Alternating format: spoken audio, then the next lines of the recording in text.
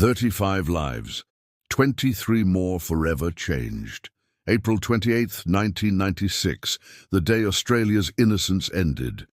Officially, the man responsible was Martin Bryant, a 28-year-old from Tasmania with a recorded IQ of 66. He confessed. He was convicted. But nearly 3 decades later, some people still whisper the same question.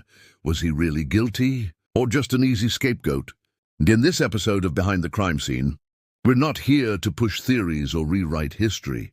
We're here to separate fact from speculation, to ask why so many details of this case remain sealed until 2071, and what happens when a government asks a nation to trust its word, without ever showing the evidence.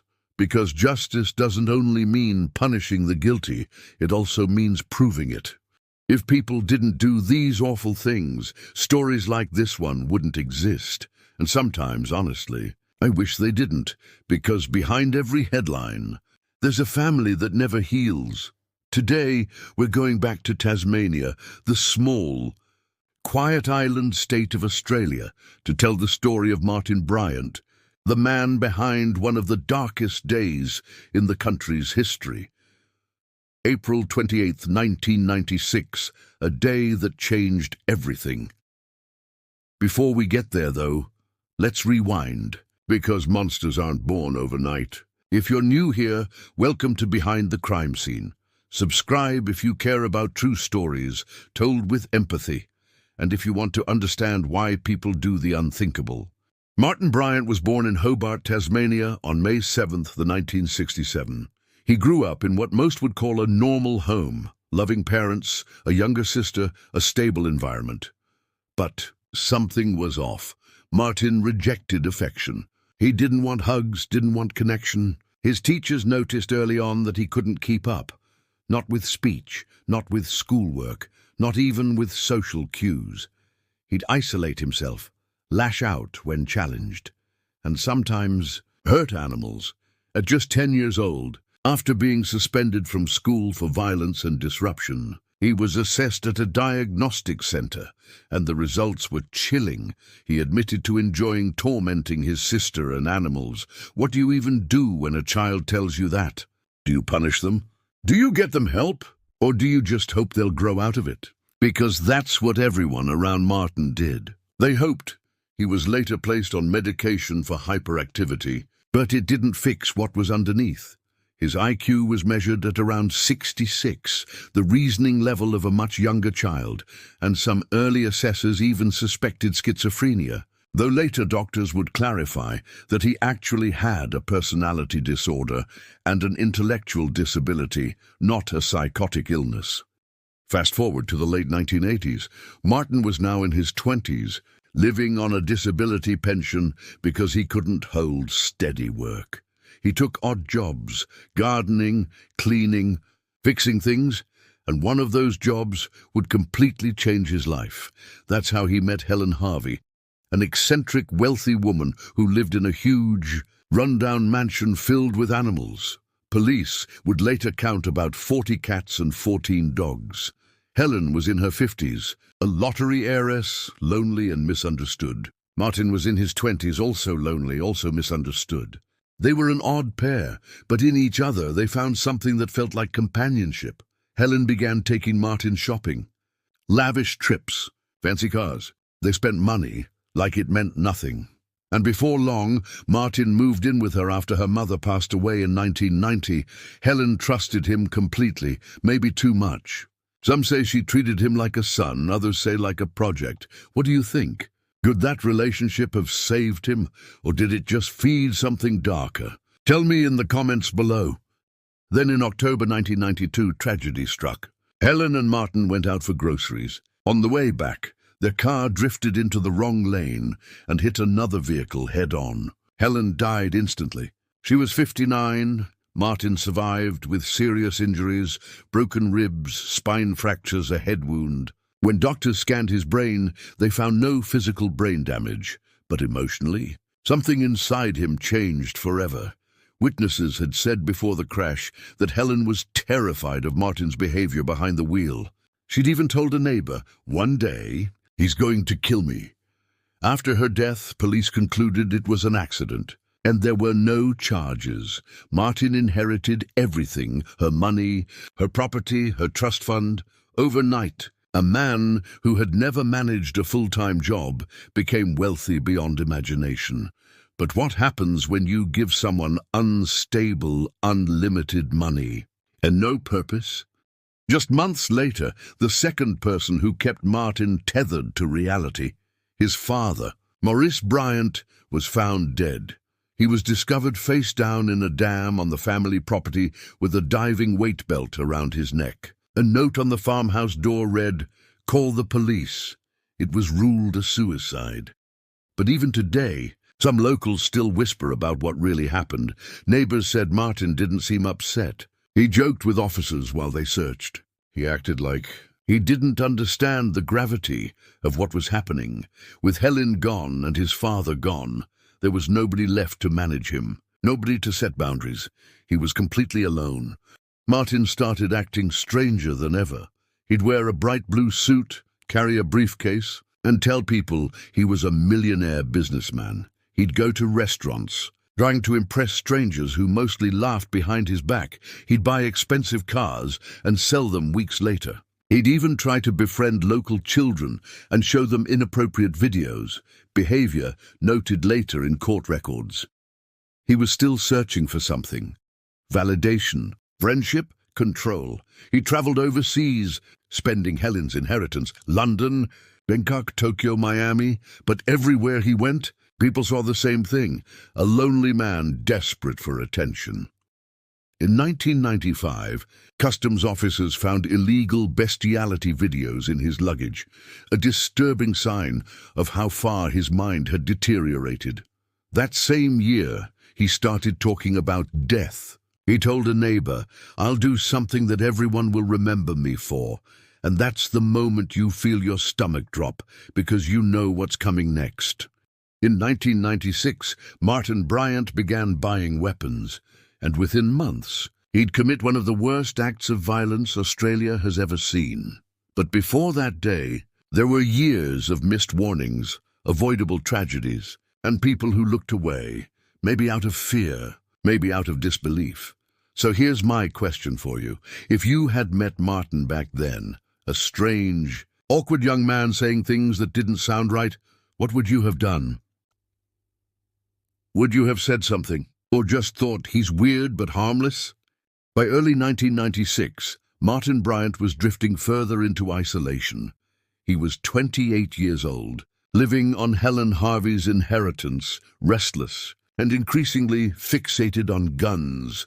In the months before April, he legally purchased several firearms, including an AR-10, .308 caliber, and an AR-15, .223 caliber, through a private sale and a Hobart dealer. Exploiting gaps in Tasmania's then lenient gun laws, he also bought ammunition, rope and handcuffs.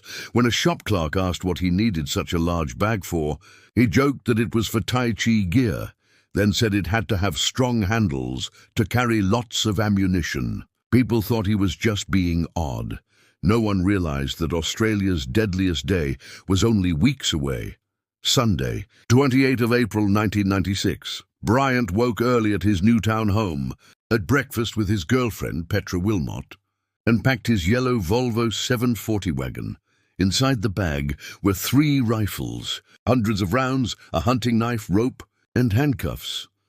Around 11 a.m., he drove to the Seascape Guest House, a property owned by David and Sally Martin at Nubina. He believed, wrongly, that the Martins had bought the guest house to spite his family after his father's failed attempt to purchase it. Bryant arrived, argued with the couple, and shot them both dead. Their bodies remained inside the house. Then he set off for the Port Arthur Historic Site, roughly 20 minutes away, one of Tasmania's most popular tourist attractions. It was about 1:30 p.m. when Bryant entered the Broad Arrow Cafe. Inside were roughly 70 people, families, couples, tourists. He ordered a meal, sat by a window and made small talk, complaining about too many wasps and too many tourists. Witnesses said he seemed calm. Moments later, he stood up, pulled an AR-15 rifle from his bag, and began firing. In 15 seconds, he killed 12 people. In less than 2 minutes, 20 were dead.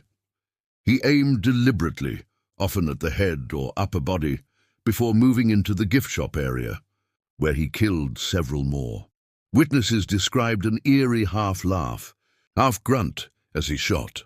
The cafe and gift shop attacks together killed 29 people and wounded 19. Among the survivors was Caroline Nash, who lived because her husband, Peter, shielded her with his body. Outside, chaos erupted. Tourists ran in every direction. No one knew where the shots were coming from. Port Arthur's 2 local police officers were over 40 minutes away, responding to another call. Bryant left the cafe, firing at people in the car park. He killed 4 more as they tried to flee. He then drove toward the exit road. On the way, he encountered Nanette Mikach, 36, and her daughters Alana, 6, and Madeline, 3. Nanette thought they were far enough from danger. She told her girls they were safe, but when Bryant's yellow Volvo appeared, she approached, probably thinking he could help. Witnesses saw him stop the car, speak briefly to her, then shoot Nanette and both children. That moment became one of the most heartbreaking in Australian history. At the toll booth on the Port Arthur access road, Bryant confronted a BMW 525i with 4 occupants, Mary Nixon, Russell Pollard, and husband and wife Robert and Helene Saltzman. He shot all 4, transferred his weapons, ammunition and fuel into the BMW, and left his Volvo behind. A few minutes later, he stopped at the service station at Tirana, blocking a Toyota Corolla driven by Glenn Piers with passenger Zoe Hall. When Bryant tried to drag Zoe from the car, Glenn resisted. Bryant forced Glenn into the boot of the BMW and shot Zoe dead. Then he sped north toward Seascape, firing randomly at vehicles along the road. One bullet hit a woman in the arm as she passed, nearly severing it. She and her partner escaped. By now, police knew the gunman was at large and converged on the Tasman Peninsula. Around 2:30 p.m., Bryant reached Seascape again. He pulled Glenn Piers from the boot, handcuffed him inside, and set the BMW on fire. Then began the 18-hour siege.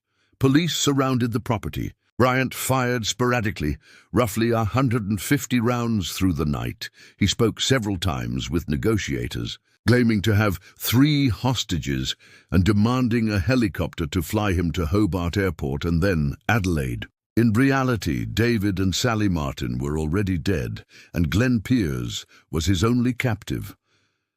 At 7:45 a.m. on 29th April, smoke began pouring from the house. Minutes later, it was engulfed in flames. At 8:25 a.m., Bryant staggered from the building, clothes on fire, and collapsed on the lawn. Police arrested him immediately. Inside the ruins, investigators found the bodies of David and Sally Martin and Glenn Piers. All had been shot before the fire. Bryant was taken to the Royal Hobart Hospital with severe burns. At first, he denied everything, claiming he'd been surfing that day. Though he couldn't surf, during a later recorded interview, he accidentally incriminated himself when he thought the camera had been turned off, a clip that's part of the public record. 4 forensic psychiatrists evaluated him. They agreed he had a severe personality disorder and an intellectual disability, but was legally sane. His lawyer, John Avery, warned him that a trial would be devastating for survivors and pointless given the evidence. Bryant eventually pleaded guilty to 72 charges, including 35 murders, 20 attempted murders, 2 kidnappings, arson, and firearms offenses. On 22 November 1996, the Supreme Court sentenced him to 35 life terms plus 1,652 years, all without parole. He has never offered a motive. The Port Arthur Massacre remains the worst mass shooting in Australian history, 35 killed, 23 injured. The national response was immediate. Within months, Prime Minister John Howard introduced the National Firearms Agreement. banning most automatic and semi-automatic rifles and shotguns. A gun buyback program destroyed about 650,000 firearms, costing roughly $300 million since then. Australia has not had another mass shooting of comparable scale. But trauma doesn't disappear. Survivors still cope with PTSD, flashbacks, and survivor guilt. Families still mourn. A small fringe of conspiracy theorists insists Bryant was framed. But the evidence, eyewitness testimony, ballistic matches, his own statements, and physical proof overwhelmingly confirms his guilt. When you read survivors' accounts, the most powerful thing isn't the violence, it's the humanity. People shielding strangers, comforting the dying, running toward danger to help. That's what we should remember. If this story moved you, tell me in the comments. Do you think Australia's response, the gun reforms, was the right one?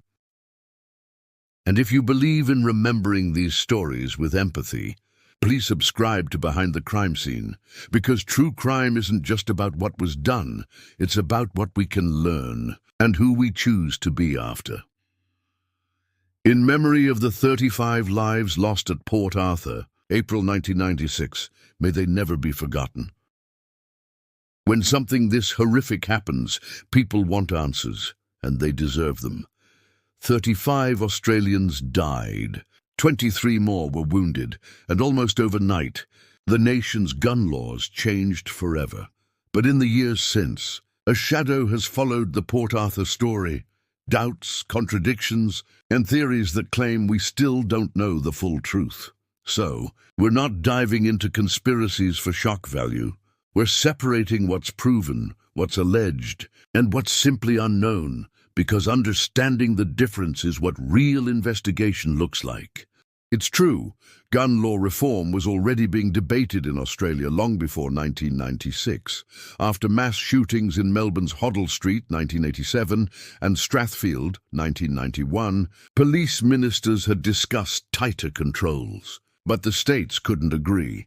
That's why a quote from Ness Dollars, Premier Barry Unsworth in 1987 still echoes, "It will take a massacre in Tasmania before we get gun law reform in Australia."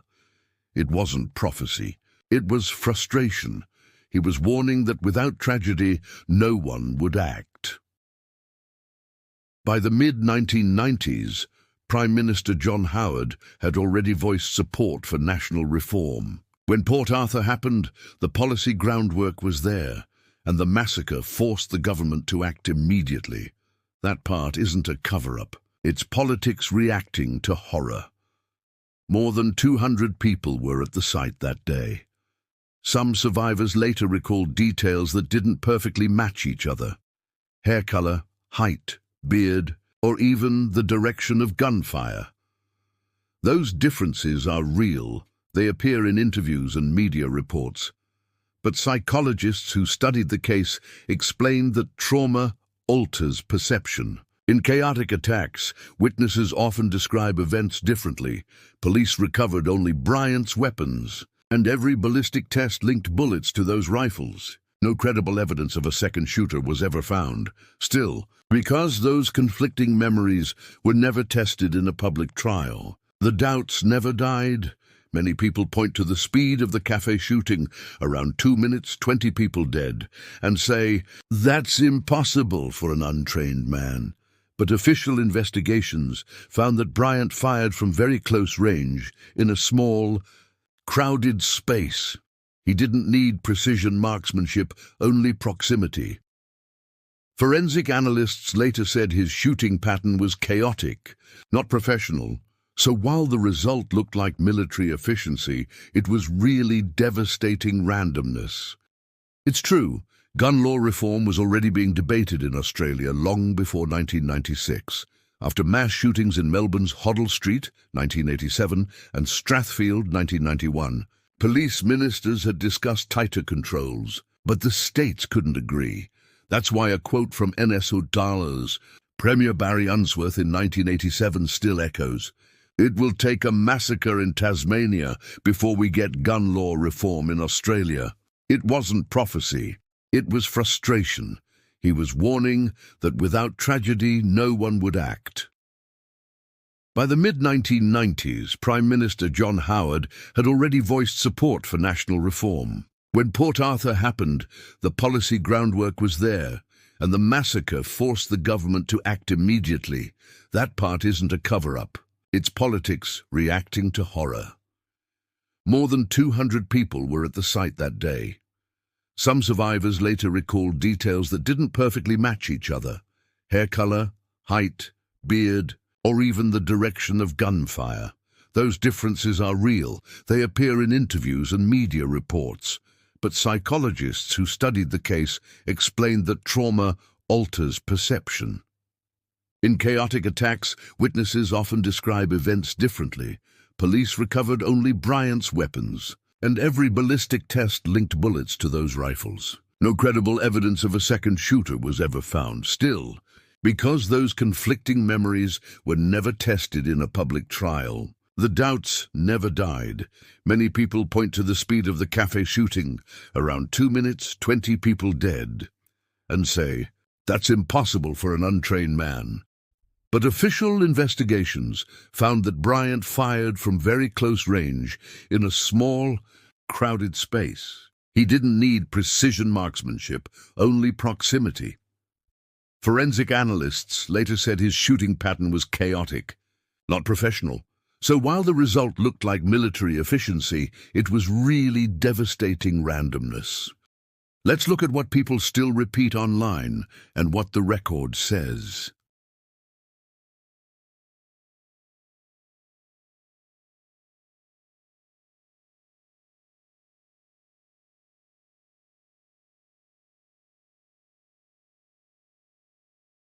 So while some of these details sound mysterious online, none are supported by the court record, coronial files, or reputable journalism. When Bryant changed his plea to guilty, that automatically ended proceedings. Though trial only happens if a defendant maintains not guilty. His plea avoided cross-examination, but also spared survivors from testifying, something prosecutors said was crucial for their well-being. That choice, though, came with a price. The public never saw the evidence tested in open court. And in that silence, speculation grew louder. Here's what every investigation, police, forensic and psychiatric, agrees on. Martin Bryant committed the shootings. His rifles, fingerprints and DNA were on scene. He admitted key acts on video. He acted alone. No physical or witness evidence shows an accomplice. The massacre triggered Australia's gun reforms. The 1996 National Firearms Agreement banned most automatic and semi-automatic weapons and destroyed more than 650,000 guns. Since then, mass shootings have virtually disappeared in Australia. Those are not opinions. They're documented facts. Asking questions isn't disrespectful, it's responsible. But we owe it to the victims to base those questions on evidence, not rumor. Transparency is the antidote to conspiracy. If sealed files are ever opened, they should be released for history's sake, not because we doubt the deaths, but because the truth belongs to the public. The Port Arthur massacre was a human catastrophe and a political turning point. It showed what one person's violence can do, but also what a nation can change in its aftermath. Still, it also taught us that silence breeds suspicion. If governments want trust, they have to let people see how justice works, not ask them to believe it blindly. What do you think? Should those sealed files stay closed for 75 years, or is it time for transparency? Tell me in the comments below. And if you believe true crime storytelling should balance heart and honesty, subscribe to Behind the Crime Scene, in memory of the 35 lives lost at Port Arthur. May we never forget and never stop seeking the truth. Whether you believe every word of the official story or you still have doubts, one truth never changes. Australia's worst killer 35 Australians never came home that day. He calls home. And maybe the real question isn't about guilt, but about transparency. Should the files stay sealed until 2071? Or should the truth, whatever it is, finally see daylight? Tell me what you think in the comments below. And if you believe true crime should be told with both heart and honesty, make sure to subscribe to Behind the Crime Scene, because some stories don't end when the case is closed. They end when the truth is finally told. You're not the person who kidnapped me. Kidnapped you? How did this guy get in the boot? I put him in the boot because I had the gun. Which gun did you have? I had the, Mr. Warren, hold it up. AR-15.